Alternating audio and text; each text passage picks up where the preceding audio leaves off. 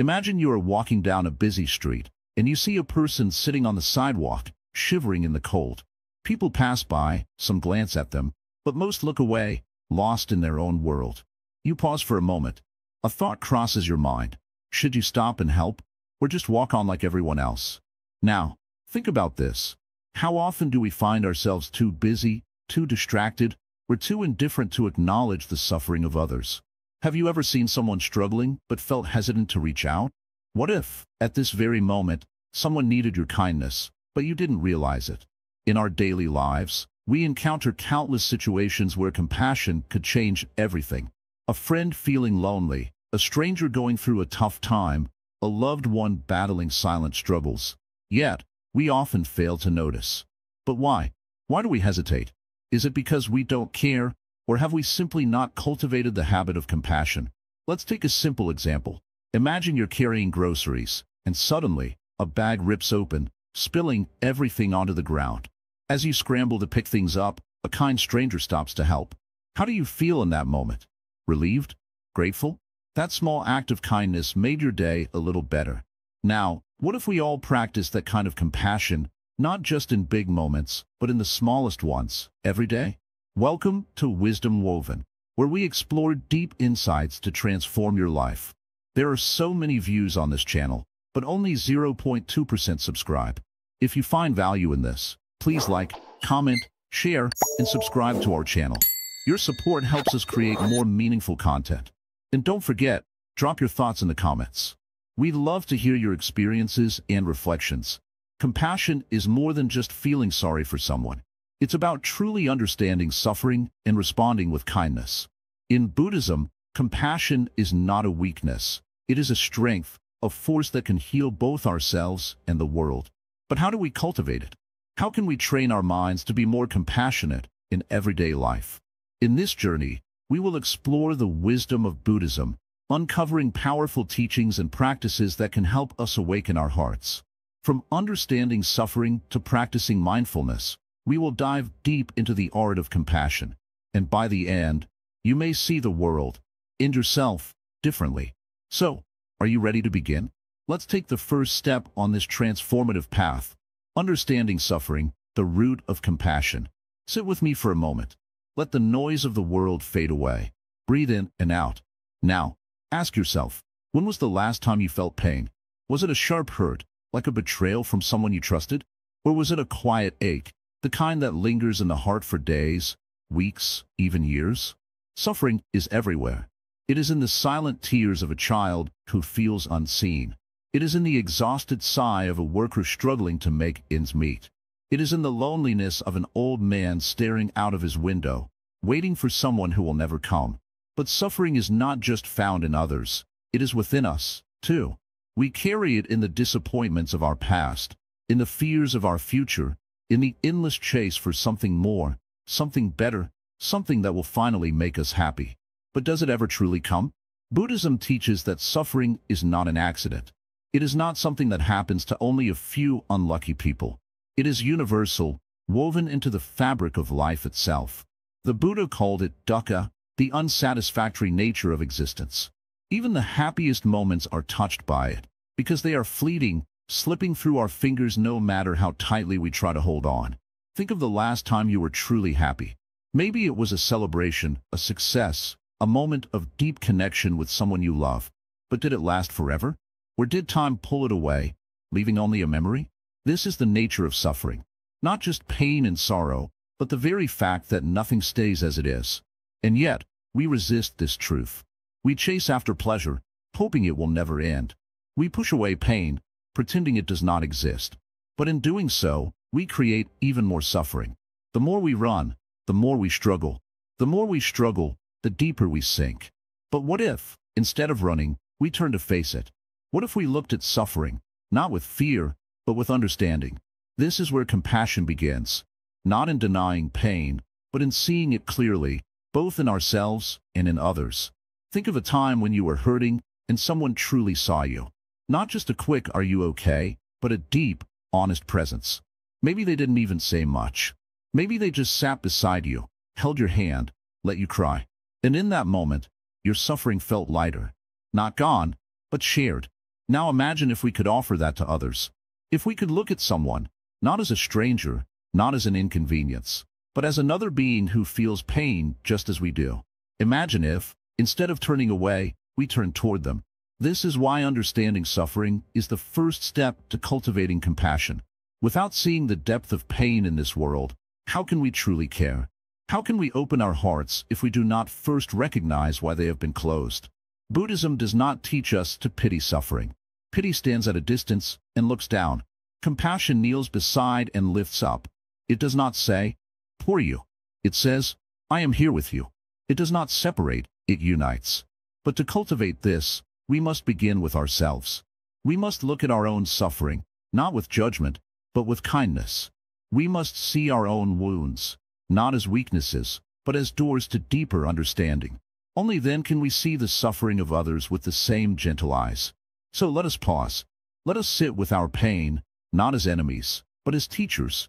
Let us see it, feel it, understand it. And in doing so, let us open the door to something greater, the path of compassion. Because once we truly see suffering, we cannot turn away. We cannot ignore it. And when we stop ignoring it, we begin to heal, not just ourselves, but the world. The power of mindfulness in cultivating compassion. Close your eyes for a moment. Take a deep breath. Listen, not just to the sounds around you, but to yourself. Can you hear your thoughts?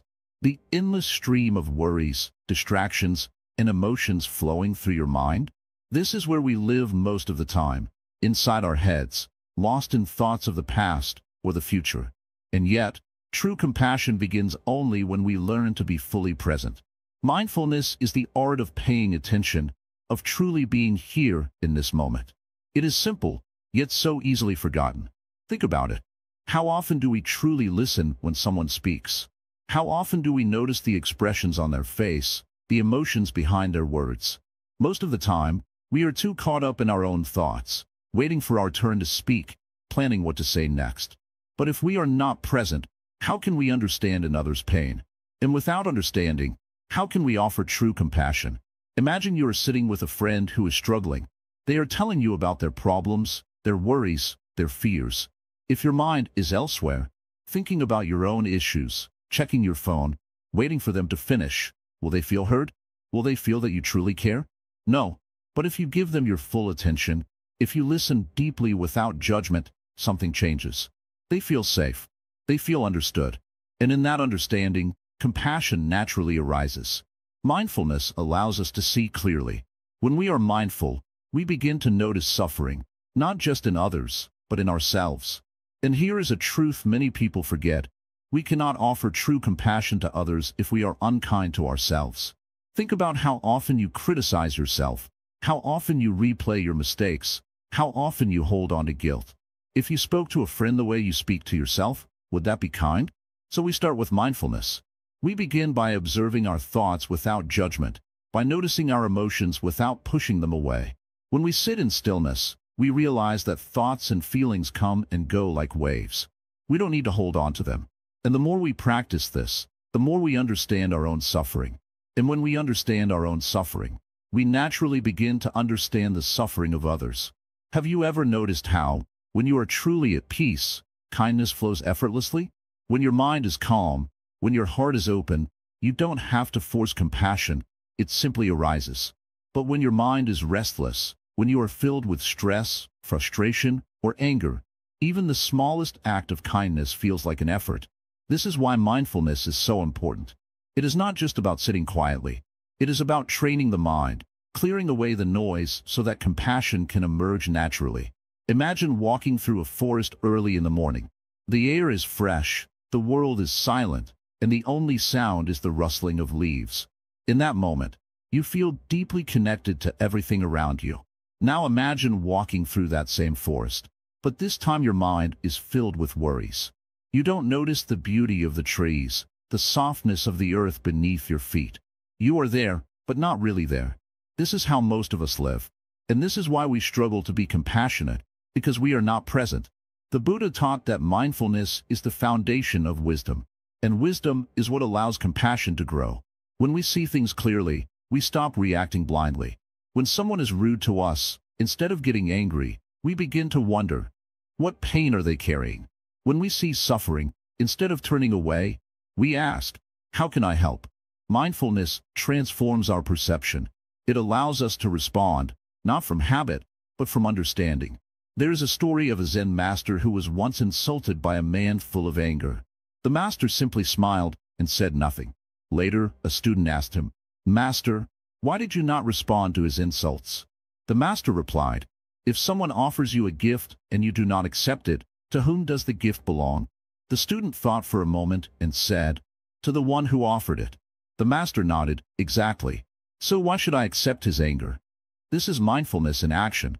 When we are mindful, we don't take things personally. We see beyond the surface, beyond people's words and actions. We understand that behind every harsh word is pain. Behind every act of cruelty is suffering. And when we see this, compassion becomes effortless. But mindfulness is not just something we practice in meditation. It is something we bring into every moment. When you eat, do you truly taste your food? When you walk, do you feel the ground beneath your feet? When you speak, do you choose your words carefully, knowing they have the power to heal or to hurt? Every moment is an opportunity to practice. Try this. Today, when you speak to someone, give them your full attention. Listen, not just to their words, but to the emotions behind them. When you eat, eat slowly, noticing each bite. When you breathe, take a moment to feel the air entering your lungs. These small acts of mindfulness bring us back to the present. And when we are present, compassion flows naturally. So the next time you find yourself feeling distant, disconnected, or indifferent, pause. Take a breath. Come back to this moment. Because it is only here, in this moment, that true compassion can exist. Loving kindness, metta, the heart of Buddhist compassion. Close your eyes for a moment. Imagine a warm light spreading from your heart, filling your entire body with peace. Now, picture this light expanding outward, touching the people around you, your family, your friends, even strangers. This light carries only one feeling: love, pure and unconditional.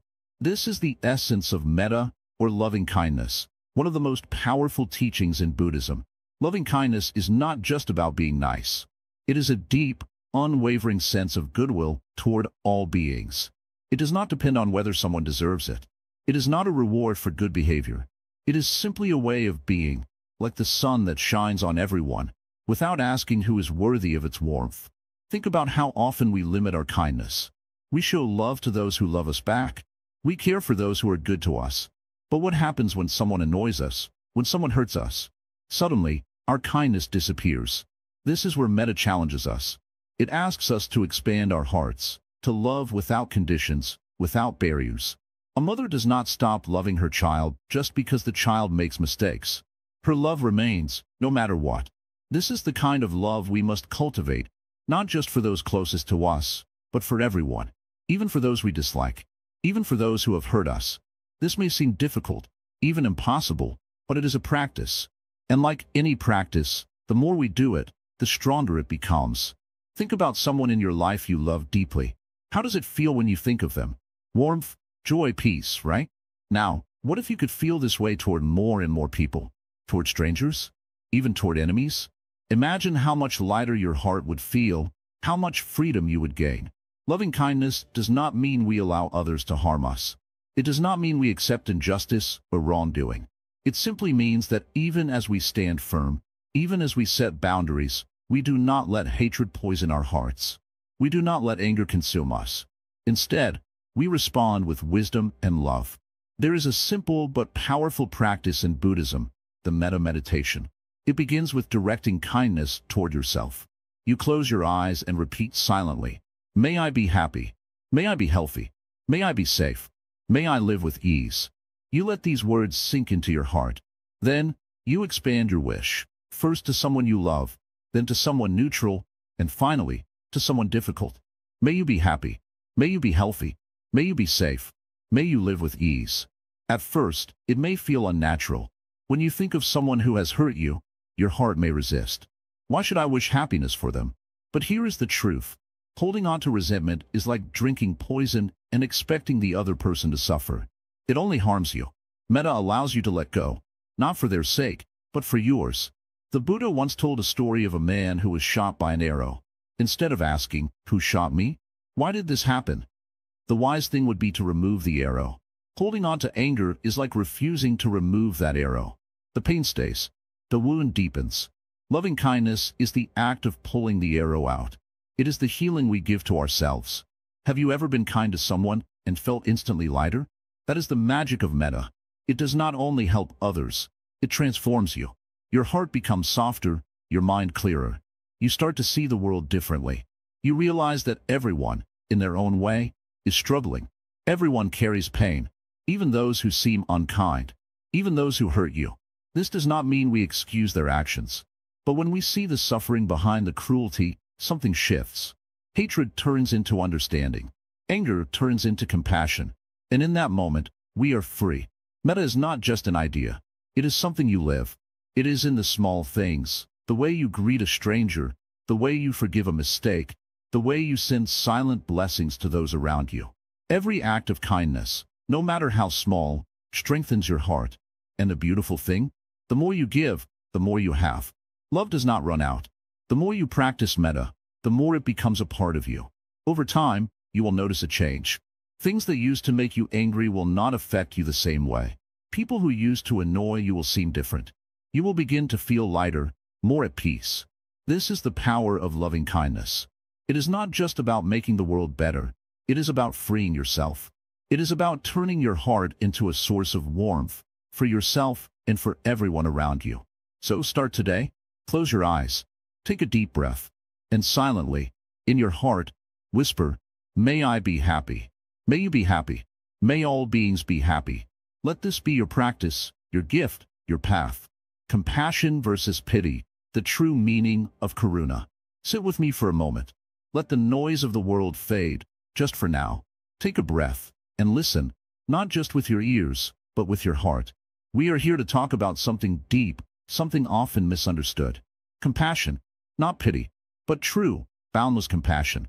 Many believe they are the same, that to pity someone is to be compassionate. But that is not so. Pity looks down, compassion reaches out. Pity says, "I feel sorry for you," while compassion whispers, "I am with you." One builds a wall, the other builds a bridge. Do you see the difference? Think about the last time you saw someone struggling. Maybe a friend, maybe a stranger. Did you feel sorry for them? Did you think, "Poor soul, they are suffering," and then move on with your day? Or did you stop, even for a moment, and truly feel their pain? Did your heart open? That is the question. That is the difference. In Buddhism, compassion is called karuna. But karuna is not a feeling of superiority. It is not standing on safe ground, looking down at someone drowning. No, karuna is jumping in. It is feeling their struggle as your own. It is not just kindness, it is connection. When the Buddha saw suffering, he did not look away. He did not merely feel pity and move on. He understood. He felt. And from that deep understanding, he acted. He taught. He healed. That is compassion. It does not turn its face away. It does not create distance. It comes close as the heart will allow. Pity carries judgment. It whispers, "I am glad I am not them." But compassion? Compassion says, "We are the same." It removes the illusion of separation. It does not see me and them. It only sees us. A mother does not pity her child when they are in pain. She does not stand at a distance and sigh, "How unfortunate." No, she rushes to them, holds them, feels their suffering as her own. This is karuna. A love so deep, it does not hesitate. A kindness so strong, it moves without thought. But here is the danger. Pity can wear the mask of compassion. It can deceive. It can make you believe you are kind, when in truth, you are merely keeping suffering at arm's length. Have you ever helped someone, but deep down, felt a sense of pride? Have you ever given out of a sense of duty rather than true care? Be honest with yourself. We all have. And that is where we must be careful. Compassion is not about making ourselves feel better. It is not about being the good person who helps the less fortunate. That is pity in disguise. Compassion does not need an audience. It does not seek recognition. It simply acts, because it cannot do otherwise. A wise monk once said, "If you wish to help, first remove the thought that you are helping. Do not see yourself as the giver and others as the receivers. Do not place yourself above them. Meet them where they are. Feel with them, not for them. That is the way of true compassion. Think of a candle, a single flame, small and humble. If it lights another candle, does it become greater? No, it simply shares its light. This is compassion. It does not seek to be more. It only seeks to give, without losing itself in the process. So how do we cultivate this? How do we remove pity and awaken true karuna? We begin by seeing clearly, by looking into the eyes of another and recognizing ourselves, by understanding that suffering is not theirs alone, it is ours. It belongs to all of us. When you see someone in pain, do not say, that is their suffering. Say, this is our suffering. And then, act, not from a place of pity, but from a place of unity, a place of love. Compassion is not weakness. It is not soft, fragile, or helpless. It is powerful. It is fearless. It is the force that binds all beings together. It is the heart of the Buddhist teaching, the essence of all wisdom. So today, I ask you, let go of pity.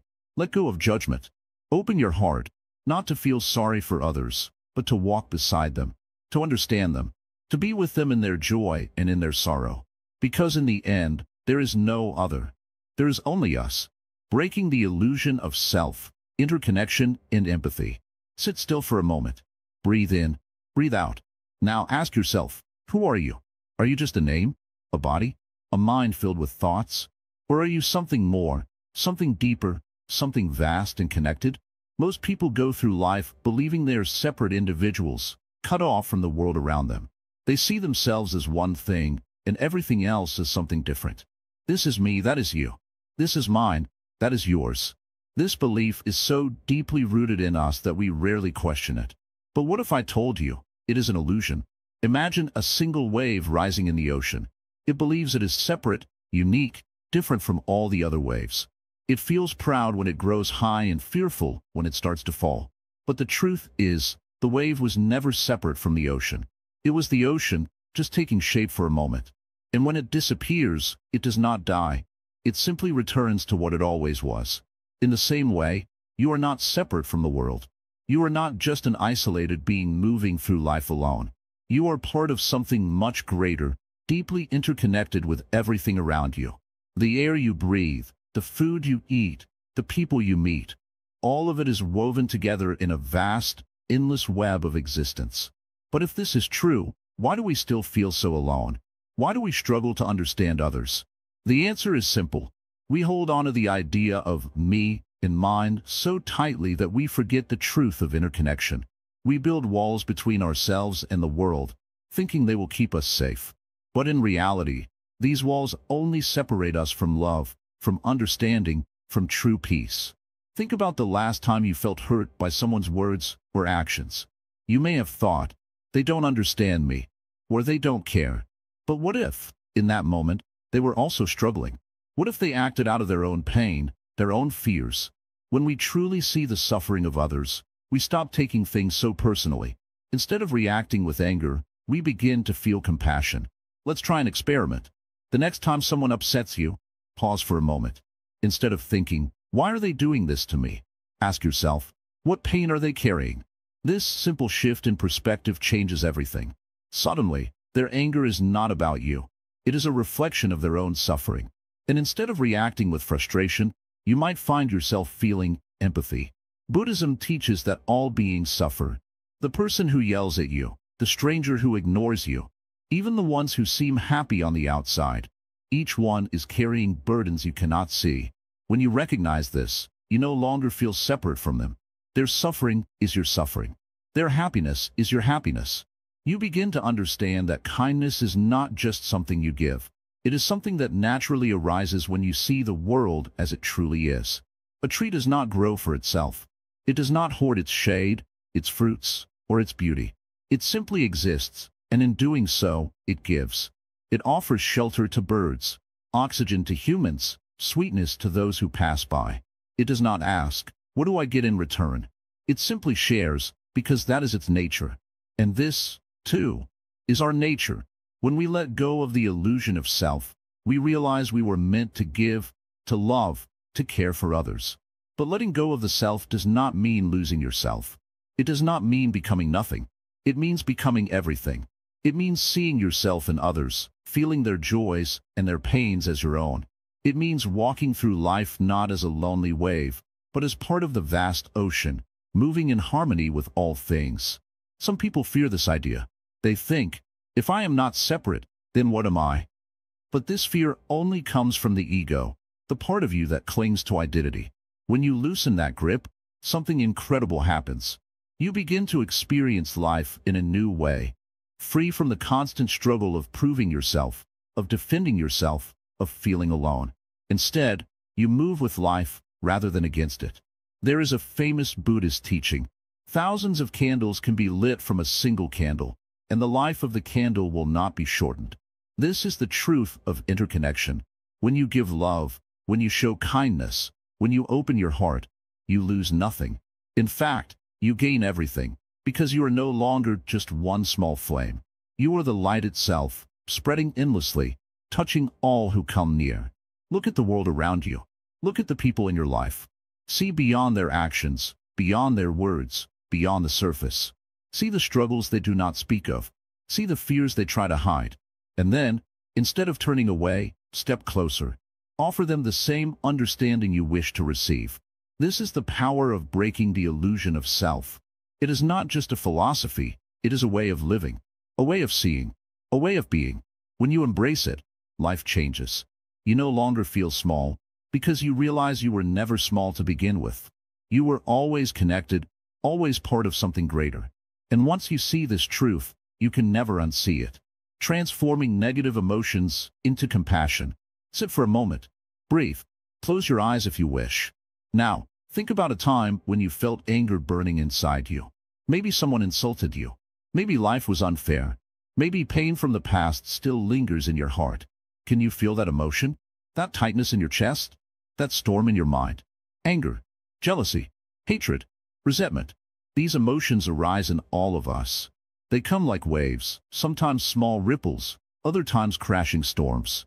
And when they take over, they cloud our minds. They make us say things we don't mean. They make us hurt others, and in doing so, they hurt us even more. But have you ever wondered, where do these emotions come from? Why do they control us? And more importantly, can we transform them into something beautiful? Buddhism teaches that emotions, even the painful ones, are not our enemies. They are messengers. They reveal something about us, our wounds, our fears, our attachments. When we suppress them, they grow stronger. When we fight them, they fight back. But when we observe them, understand them, and hold them with wisdom, they begin to change. Think about a flame. If you fuel it with dry wood, it burns fiercely. But if you leave it alone, it slowly fades. Anger is like that. If we keep feeding it with our thoughts, they shouldn't have done that to me. How could they be so selfish? It grows. But if we step back and observe it, without judgment, it starts to lose its power. Imagine someone insults you. Your first reaction is to feel hurt or angry. Your mind starts creating a story. They are always like this. They don't respect me. But now, instead of reacting, pause. Breathe. Look deeper. Why did they say those words? Are they in pain themselves? Are they struggling with their own suffering? The moment you ask these questions, something shifts. Instead of anger, a new feeling arises, understanding. And from that understanding, compassion is born. This is not weakness. This is not letting people walk over you. This is wisdom. To respond with anger is easy. But to respond with compassion, that takes strength. That takes a mind that sees beyond the surface, a heart that refuses to be poisoned by hatred. Imagine a glass of muddy water. If you keep stirring it, it stays murky. But if you let it settle, the dirt sinks, and the water becomes clear. Your mind is the same.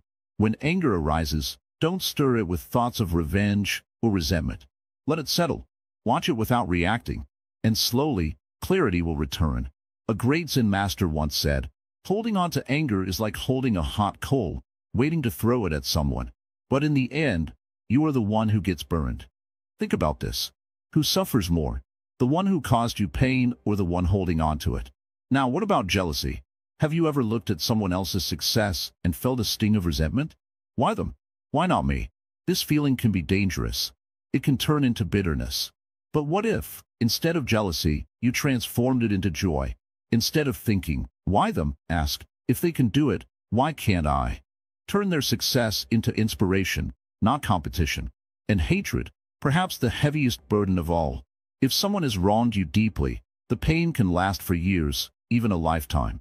But carrying hatred is like drinking poison and hoping the other person suffers. It only destroys your peace.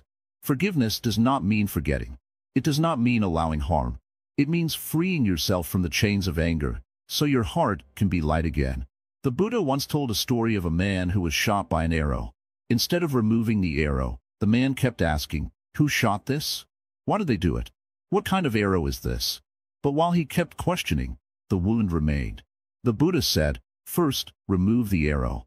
This means, when pain comes, don't waste time overanalyzing it. Don't let it consume you. Heal yourself first.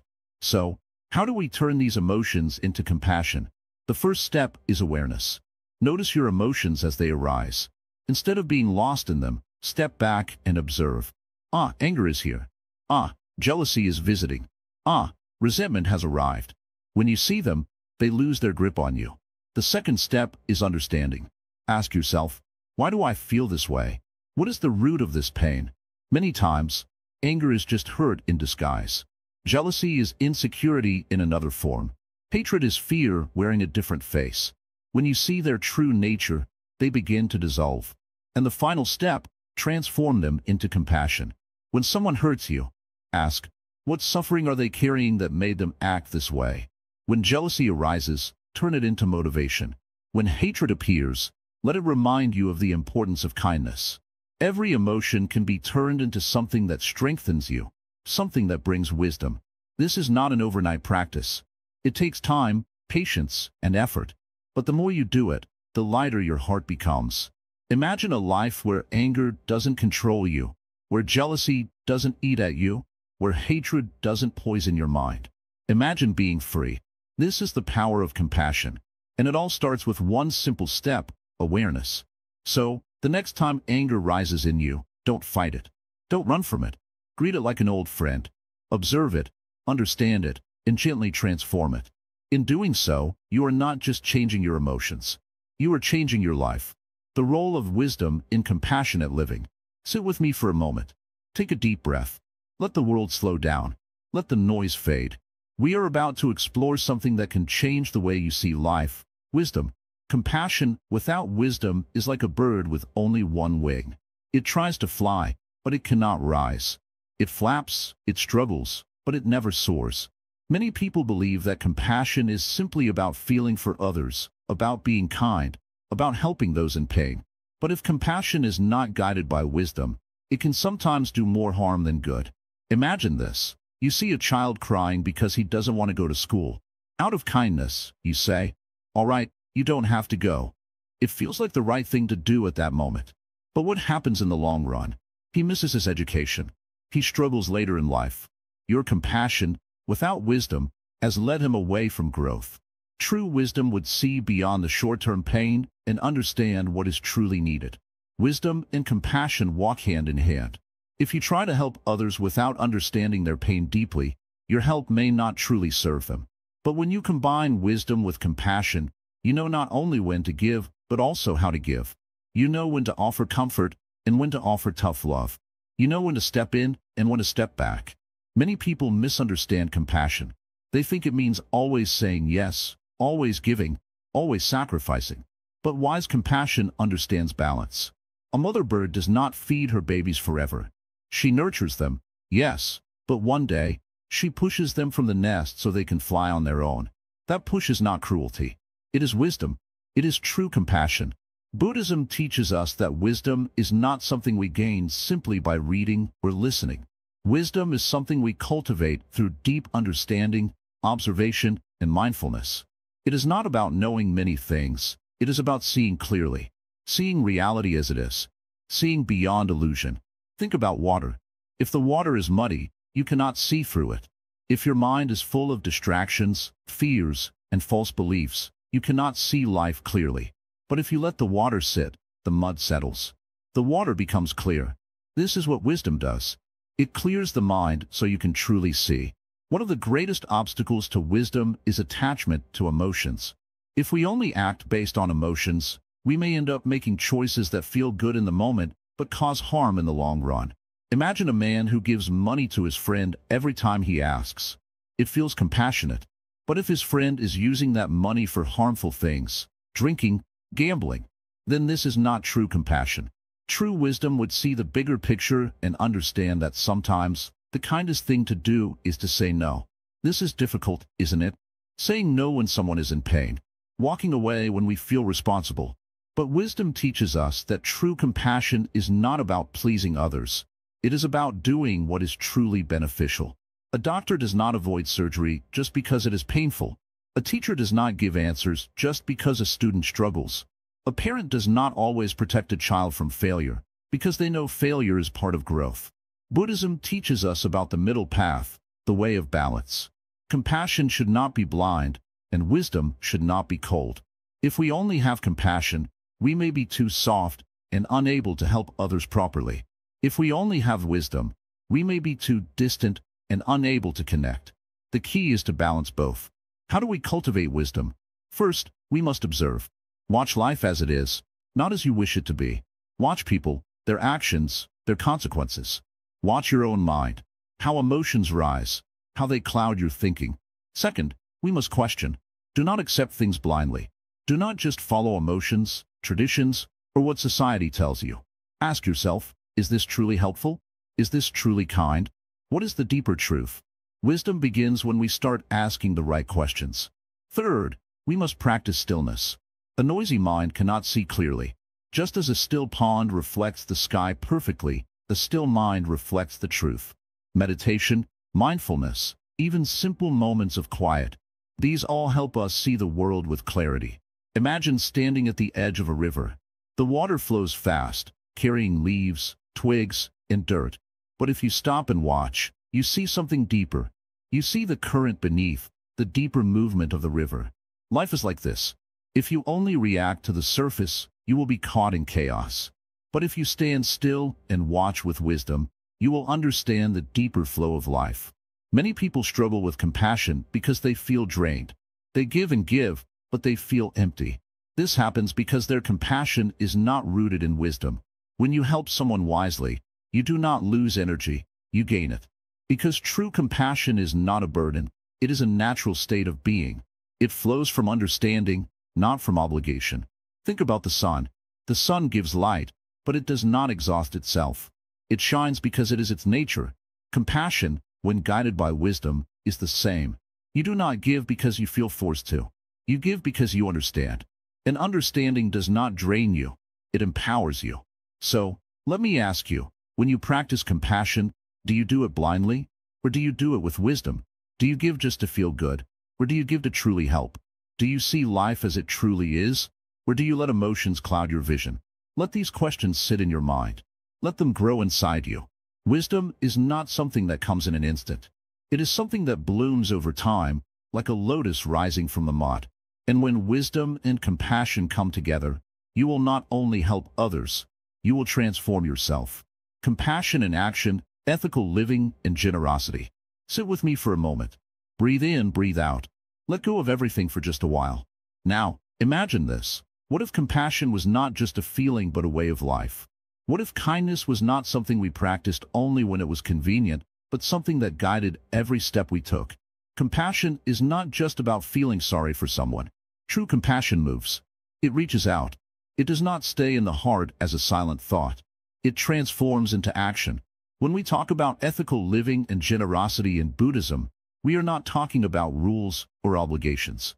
We are talking about a way of living that brings peace, not just to others, but to ourselves. Think about the last time you helped someone. Maybe you shared your food with a hungry person. Maybe you listened to a friend when they needed you the most. Maybe you forgave someone, even when your heart was still aching. In that moment, didn't you feel lighter? Didn't you feel a sense of peace? That is the magic of compassion. It does not just heal the receiver, it heals the giver as well. A person once asked the Buddha, "What is the greatest gift one can give?"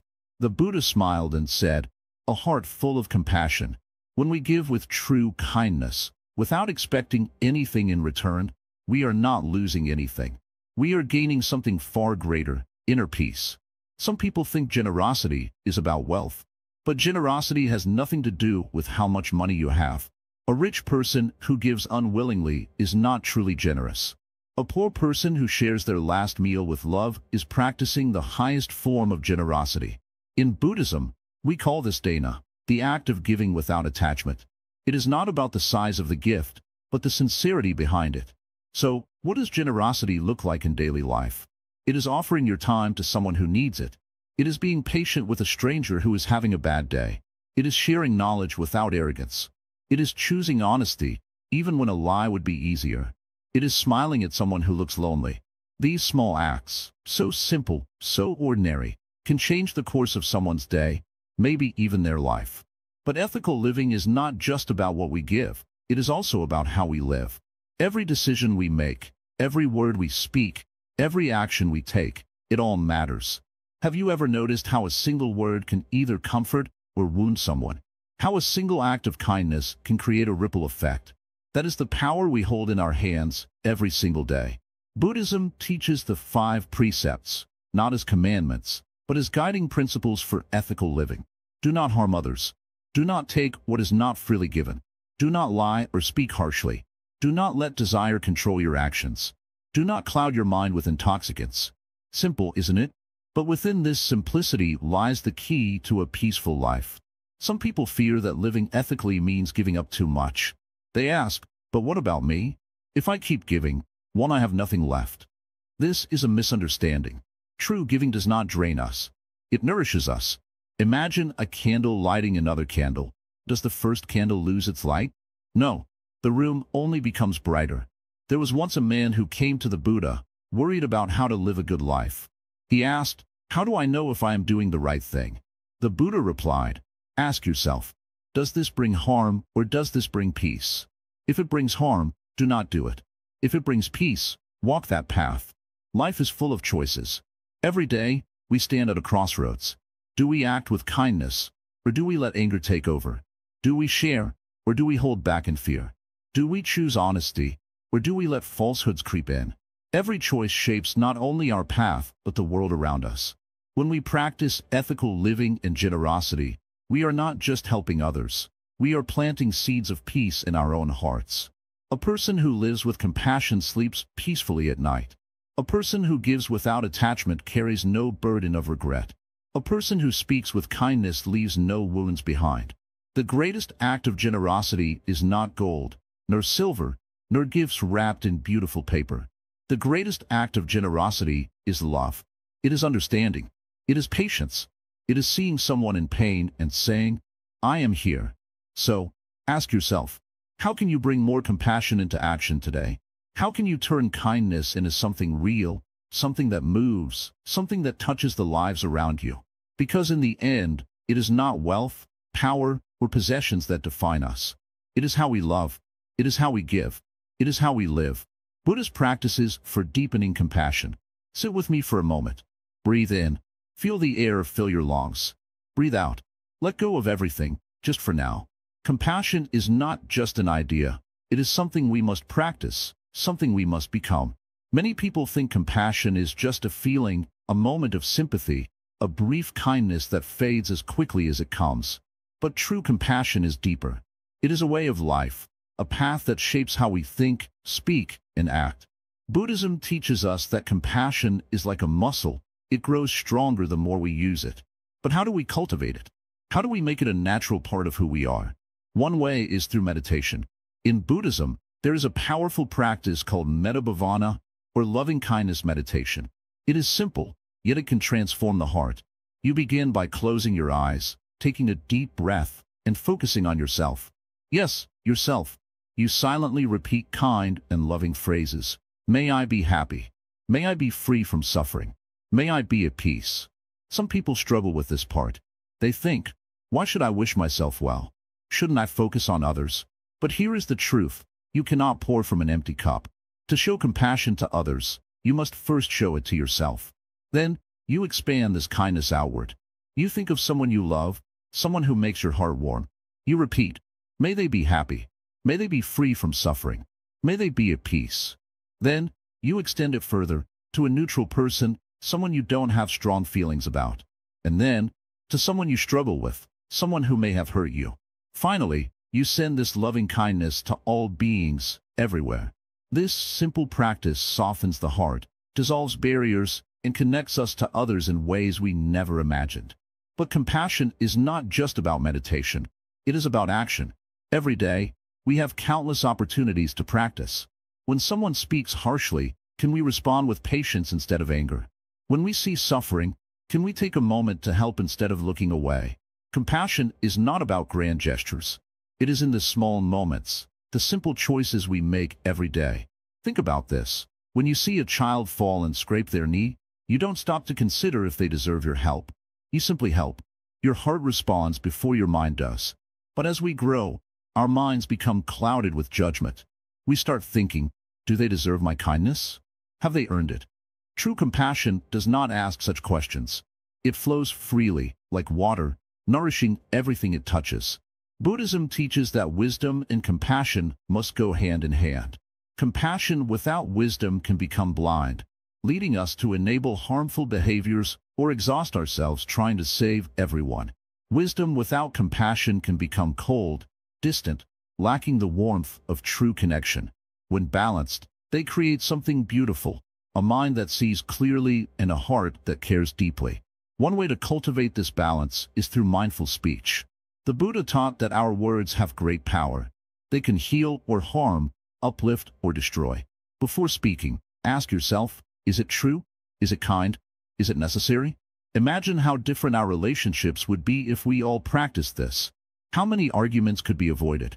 How much suffering could be lessened? Generosity is another key practice. It is not just about giving money. It is about giving time, patience, understanding. Sometimes, the greatest gift is simply listening, truly listening, without interrupting, without waiting for our turn to speak. In Buddhism, generosity is seen as a direct path to happiness. The more we give, the more we open our hearts, and the more we realize we are not separate from others. Their suffering is our suffering. Their joy is our joy. But what about when compassion feels difficult? What about when we feel exhausted, when the world's suffering feels too heavy? Buddhism reminds us, compassion is not about fixing everything. It is not about carrying the weight of the world alone.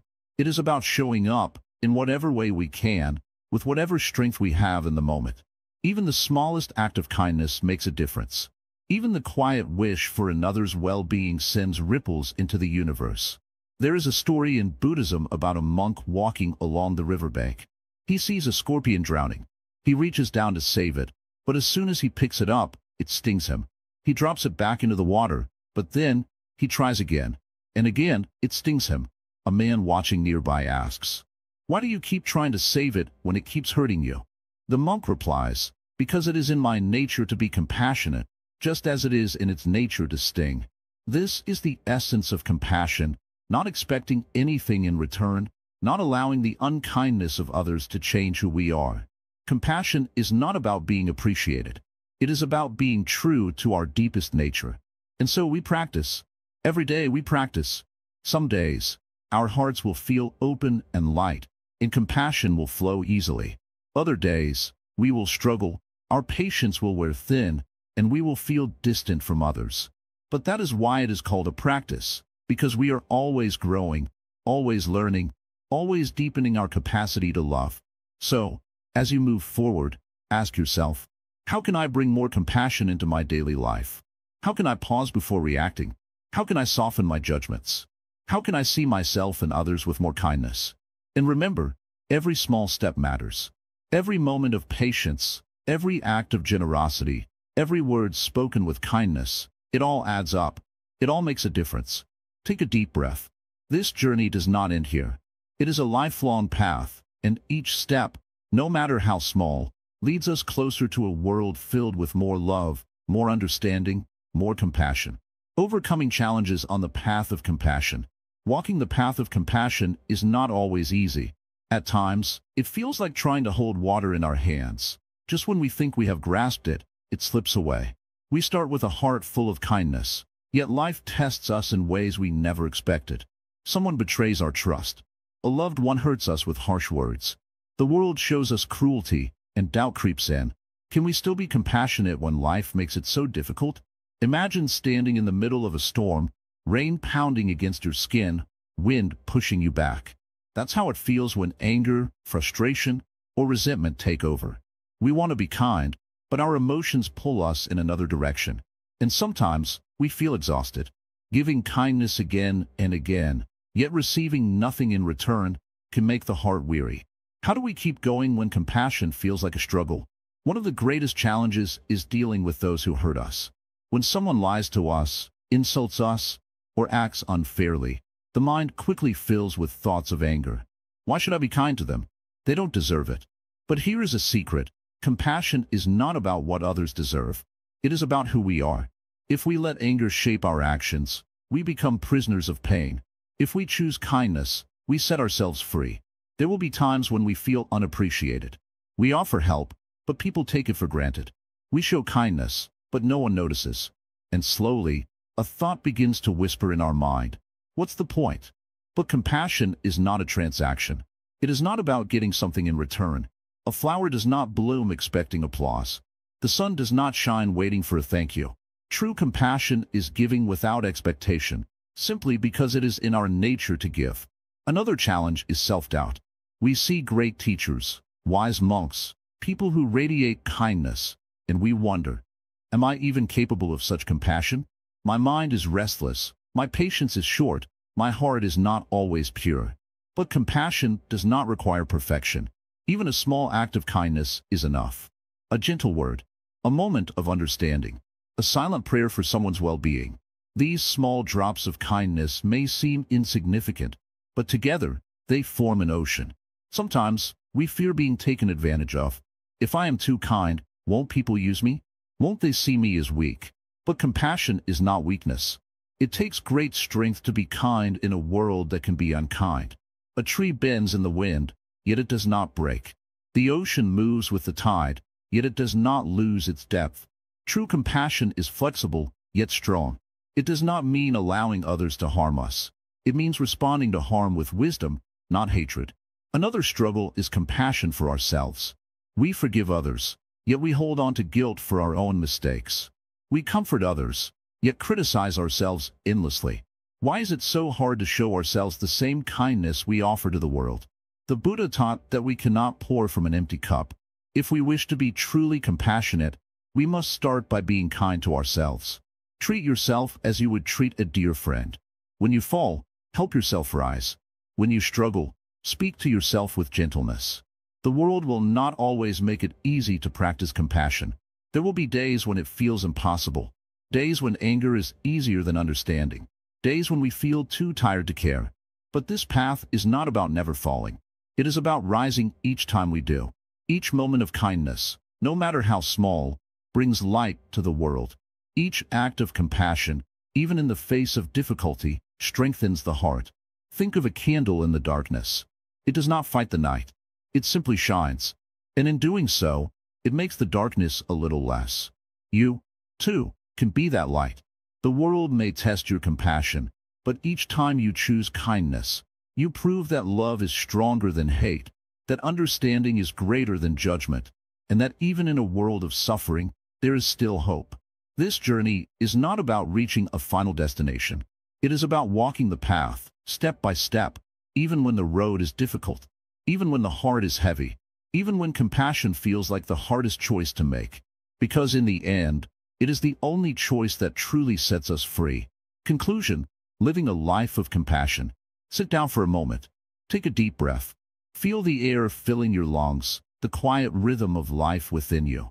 You have walked a long path. From the very first step, when you asked yourself what compassion truly means, to now, as you stand at the doorway of a new way of being. But tell me, what has changed in you? Do you see the world differently? Do you feel a little lighter, a little more open, a little more connected? Compassion is not just an idea. It is not something you think about once and forget. It is a way of life, a practice, a choice you make every single day. It is in your words, in your actions, in your silences. It is in the way you look at a stranger, the way you listen to a friend, the way you forgive those who have hurt you. And most importantly, it is in the way you treat yourself. Have you noticed how the mind resists compassion sometimes? How it whispers, "Why should I care?" Or what difference does it make? This is where true practice begins. When your heart feels heavy, when the world feels unkind, when you want to turn away, that is the moment to lean in, to breathe, to remember. Because compassion is not always easy, but it is always worth it. You have learned about suffering, about mindfulness, about loving kindness. You have explored the depths of wisdom and the power of selflessness. You have understood that true compassion is not pity, but a deep recognition that we are all connected. That every single being, no matter who they are, is seeking happiness, just like you. And when you see this clearly, how can you not extend your hand? How can you not wish for others what you wish for yourself? The Buddha once said, "Radiate boundless love towards the entire world." This is not just a beautiful thought. It is an instruction, a practice, a reminder that love and kindness are not limited resources. The more you give, the more they grow. But love is not only for those who are kind to you. Compassion is not only for those who deserve it. It is for all, even for those who have hurt you, even for those you do not understand, even for yourself. So, tell me, what will you do now? Will you carry these teachings with you? Will you walk into the world with a softer heart, a gentler presence? You do not have to be perfect. You do not have to change everything at once. Just begin. One act of kindness. One moment of understanding. One choice to see another with warmth instead of judgment. You may not always see the results of your compassion. You may never know how deeply a single smile, a kind word, or a helping hand can change someone's life. But that does not matter. What matters is that you offer it anyway. Not because you expect something in return, but because this is who you choose to be. Compassion is the bridge between you and the world. It dissolves the illusion of separation. It reminds you that you are not alone, that no one is alone, that in every act of kindness, you are healing not just others, but yourself. And in that healing, something magical happens. The world becomes a little brighter, a little softer, a little more beautiful. Now, before we part ways, I ask you one last thing. Close your eyes.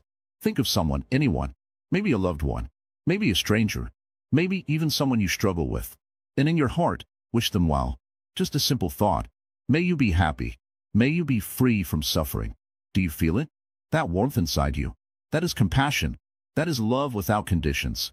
And that is what will change the world. There are so many views on this channel, but only 0.2% subscribe. If this journey has moved you, if you have found even a single moment of insight, please like, comment, share, and subscribe to our channel. Your support helps us continue sharing wisdom that can touch lives. And please, share your thoughts in the comments. Tell us, what does compassion mean to you? How will you carry it forward? This is not the end. The path does not stop here. You will wake up tomorrow, and the world will continue as it always does. But you will be different. You will have a choice. To rush through life as before, or to slow down and see. To listen, to care, to love. What will you choose?